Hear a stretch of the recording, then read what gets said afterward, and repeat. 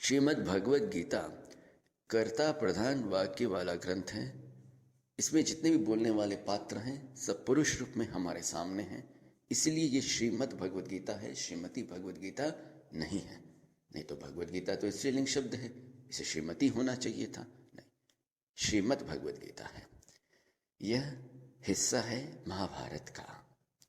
देखिए, गीता एक ही है, कृष्ण एक ही हैं, अर्जुन एक ही है, महाभारत युद्ध भी एक ही हुआ।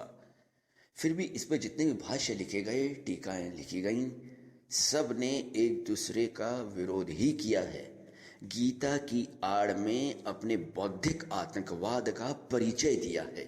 ये होता तब है जब हम अपनी डफली, अपनी राग बजाना चाहते हैं, अपनी खिचड़ी अलग पकाना चाहते हैं। इसीलिए कहने को तो स्वधर्म है गीता का, कर्मयोग है, भक्ति योग है, पर जब हम उसके अंदर में जाना चाहते हैं तो समझ में ही नहीं आता कि भाई सही में क्या बात कही गई है। क्योंकि होता यही है कि गीता पे सर्वोत्तम टीका कौन सी है? भाई गीता पे सबसे अच्छी टीका श्रीमद् भगवद गीता स्वयं है। क्योंकि श्री कृष्ण ने अपनी एक ही बात को, एक ही दृष्टि को बार बार अलग अलग तरीकों से समझाया है। कहीं कोई विरोधाभास नहीं है। प्रभु ने कहीं नहीं कहा कि अर्जुन अब मैं तुम्हें भक्ति योग का प्रवचन करूंगा, अब मैं तुम्हें कर्म योग का प्रवचन करूंगा, अब मैं तुम्हें ज्ञान योग का प्रवचन करूंगा, अब मैं तुम्हें योग सिखाऊंगा, अब मैं तुम्हें कर्म योग सिखाऊंगा। ऐसा कुछ भी नहीं कहा। ये बात के विद्वानों ने वो वाक्य जोड़े हैं जिनमें हम पुष्पिता वाक्य कहते हैं, जो अध्याय के अंत में हम सब देखते हैं, पढ़ते हैं, याद करते हैं। तो होता यही है कि अगर गीता के तमाम अध्यायों पर नजर डाली जाए तो उनमें ऐसी अद्भुत संगति है जिसको पढ़ने से ही आनंद की अनुभूति होती है। और सही में मनुष्य एकमात्र शास्त्र पशु बन के नहीं रहता, उसको जीवन में उतारने की चेष्टा करने लगता है। नहीं तो होता यही है कि हम किसी न किसी टीका के या किसी न किसी भाष्य के प्रेमी बन जाते हैं, अंधानुकरण करना चाहते हैं, और जेल में जब उतारने की बात आती है तो वहीं ढाक के तीन पात, वहीं कोरे के कोरे रह जाते हैं। कोई असर ही नहीं पड़ता, कोई फर्क ही नहीं पड़ता। कुछ उदाहरण अगर हम देखें तो ये बात खुल के सामने आती है। अब जैसे हम देखें, जो गीता का 17वां अध्याय है जिसपे दान, आहार, याग यानी यज्ञ और तप की बात कही गई है, उस पर प्रकाश डालते हुए प्रायकर आहार के नाम पर सब ने प्याज लहसुन को एक नंबर पर रख दिया तमस के रूप में। और बाद बाकी संप्रदायों ने क्या किया, भाई सबको अपनी अपनी पड़ी थी, सबको अपना अपना झंडा गाड़ना था। तो किसी ने गाजर लिया, किसी ने कटहर लिया, किसी ने लीची ली, तो मतलब कुछ न कुछ सबको ही लेते रहे। जबकि श्लोकों में तो ऐसा कुछ वर्णन है ही नहीं। और यहाँ जो परिचर्चा लोगों ने सुनी होगी कि पिछली बार जब हमने की थी कि भाई आहार तो आहार होता है, और हर आहार सात्विक, राजसी और तामसी हो सकता है। अगर स्वास्थ्य ठीक नहीं है तो दूध भी तामसी है, वो भी सात्विक नहीं है। और आजकल तो दूध शैम्पू से बनाए जाने लग गए हैं भारत में। हाँ, तो वो सात्विक रहा कैसे? तो वही बात है कि जब हम गीता के नाम पर कुछ और करना चाहते हैं तो बड़ी गड़बड़ पैदा हो जाती है। उस पर ध्यान देना चाहिए। क्योंकि देखिए, गीता एक ऐसा ग्रंथ है, ऐसा एक मणियों की माला है जिसमें एक भी मणि इधर उधर होती है तो माला बिखर जाती है। उसमें हम अपनी दाल चाह कर भी नहीं गला सकते, क्योंकि वो लिखी हुई इसी शैली में है।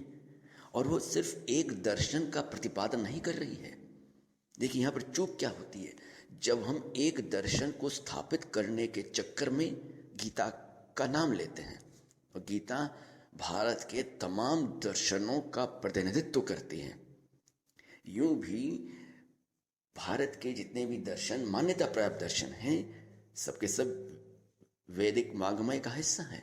कोई भी उस समय अलग अलग नामों से परिभाषित नहीं थे। सबके सूत्र आपस में मिले जुले हुए, सब बिखरे हुए थे। बाद के विद्वानों ने अपनी अपनी मान्यताओं, विचारधारा और अपने बौद्धिक स्तर के अनुसार उनको अलग अलग किया और अपना लिया और उसमें थोड़ा तोड़ मरोड़ करके लोगों के सामने पेश कर दिया। उसी को हम पाठ्यक्रम में पढ़ते आ रहे हैं सदियों से। और गीता के मामले में तो और भी खेल खेला गया। जिस अध्याय पे जिसको लगा कि नहीं ये हमारे संप्रदाय का, ये हमारे मत का है, उसकी विवेचना तो ठीक से कर दी। अब बाद बाकी के अध्यायों में टाएं टाएं फिस। तो वही होता है कि जैसे अगर हम देखें तो 15वें अध्याय का जो प्रथम श्लोक है, ऊर्ध्वमूलम मदशाखम अश्वत्थम प्राहुरव्ययम, जो अश्वत्थ वृक्ष है, अब व्याकरण के अनुसार तो इसका अर्थ हुआ अश्वत्थ, जो कल नहीं रहेगा। और किसी ने प्राय कर जो समाज में प्रचलित अर्थ है कि भाई अश्वत्थ मतलब हुआ पीपल का पेड़, और ये पीपल का पेड़ वह है जो उल्टा है और इसकी जड़ें ऊपर हैं और तना और डालियां सब नीचे हैं, और तमाम तरह की काल्पनिकता रख के हमारे सामने रख दी गई। अरे भाई मेरे, जब गीता वैदिक वांग्मय का प्रतिनिधित्व करता है और वेद का हिस्सा है और वैदिक मान्यताओं का निचोड़ है इसमें, तो जरा हम अपनी बुद्धि पर जरा जोर डालें, बुद्धि पर जरा दया करें और यह समझने का प्रयत्न करें कि ऋग्वेद में जो ब्रह्म वृक्ष है, हाँ, वही गीता का अश्वत्थ वृक्ष है। क्योंकि ऋग्वेद में जब ऋषि पूछते हैं अपने सामने उपस्थित आचार्यों से कि हे सुधीजनों, आप लोग ध्यान में देख कर ये बताइए कि वो कौन सा वन है, वो कौन सा वृक्ष है जिसके द्वारा ये सारा ब्रह्मांड बना है।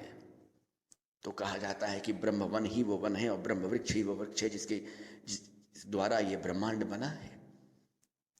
तो ये एक अलंकारिक प्रयोग के द्वारा ये बात कही गई है। अच्छा, अगर हम सीधे सीधे कह दें अश्वत्थ मतलब जो कल नहीं रहेगा, तो अध्याय तो अपने आप पहले ही समाप्त हो गया। इसकी संगति नहीं लगी, क्योंकि आगे के जो श्लोक आएंगे, निर्माण मोह अध्यात्म नीति, ये सब जो बातें आएंगी, फिर उनका क्या अर्थ रह जाएगा, उनका क्या औचित्य रह जाएगा।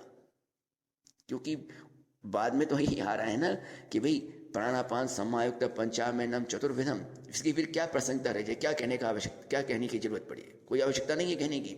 उन कहने की नहीं भाई, जो कल नहीं रहेगा, जो कल नहीं रहेगा तो नहीं रहेगा, उसमें फिर क्या विवेचना करनी है। अध्याय की आवश्यकता ही नहीं है, इतने लंबे चौड़े प्रवचन की बोलने की आवश्यकता ही नहीं थी प्रभु को। सीधा कहते कि भाई जो कल नहीं रहेगा, जो नहीं रहेगा तो नहीं रहेगा, जो है ही नहीं, जो नहीं रहेगा उस पर फिर ज़्यादा चर्चा करने की कोई आवश्यकता नहीं है। और अगर चर्चा ही करनी है तो वैसे ही शब्दों का प्रयोग करना चाहिए। अब चूंकि हमें अपने आप को प्रतिपादन करना है, अपना मत आगे रखना है, तो जानी बातें हम व्याकरण की आड़ लेंगे। क्योंकि आधुनिक व्याकरण का जो लचीलापन है वह बहुत सहायता पहुंचाता है बौद्धिक आतंकवाद को आगे बढ़ाने में, और उसका खुल के प्रयोग हुआ है सबके द्वारा, क्योंकि सबको तो अपनी पड़ी है।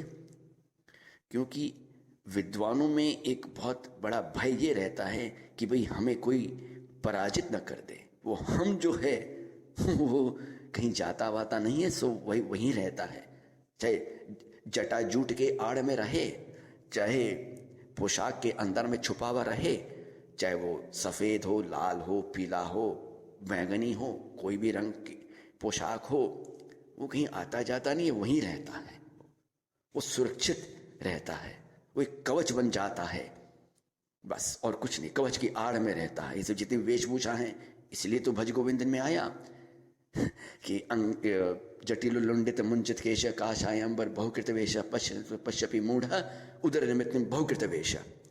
तो खाली वेशभूषा बनाने से और खाली अपने खोखले पांडित्य का प्रदर्शन करने मात्र से गीता सामने कैसे आएगी निखर कर?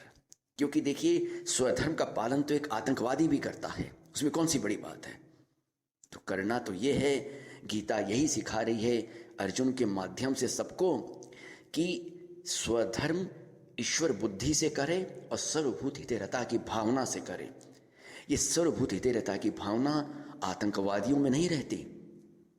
नहीं तो जो अगर ये कहने के भी गीता तो खाली स्वधर्म सिखा रही है, कर्मयोग सिखा रही है, तो कर्मयोग तो आतंकवादी भी कर रहा है। तो मतलब ये हो गया कि भगवत गीता तो आतंकवादी संगठनों की पुस्तक हो गई। देखिए कितना बड़ा अनर्थ हो रहा है कि नहीं। जैसा है कि अगर हम ठीक से अगर अपनी विवेचना ना करें, संगति न लगाएं, तो ये सब सारी बातें हमारे सामने आती हैं, और ये नहीं होना चाहिए। ये तभी होता है जब हम संगति लगाना नहीं चाहते। एक बार एक विद्वान ने पूछा दान के मामले में कि अगर कोई व्यक्ति आता है और शराब का दान मांगता है तो हम दें कि नहीं दें, आप ये बताइए, क्या वो सात्विक दान रहेगा या राशि या तामसी, क्या दान बनेगा। तो भाई बात सही है कि जब दान के मामले में अगर आपको दान ही देना है और वो शराब के दान देने की बात आ गई है, तो यहाँ पर ये देखना है कि वह उस व्यक्ति की स्वयं की इच्छा है, खाली इच्छा है, और उसमें ईश्वर बुद्धि है कि नहीं उसकी इच्छा में, और उसमें सर्वभूति तरह की कामना है कि नहीं है। अगर नहीं है तो वो दान तामसी कहलाएगा। क्योंकि समाज के हित में अगर वो दान है तो ठीक है, अगर नहीं है तो फिर आपकी विवेचना आपके ऊपर है कि आप देना चाहो कि नहीं देना चाहो। तो ये सब सारी जो बातें हैं, ये सब जब हम समझना चाहेंगे तब जाके श्रीमद् भगवद गीता को हम ठीक से जीवन में अपना पाएंगे, जीवन में उतार पाएंगे। हरि ओम।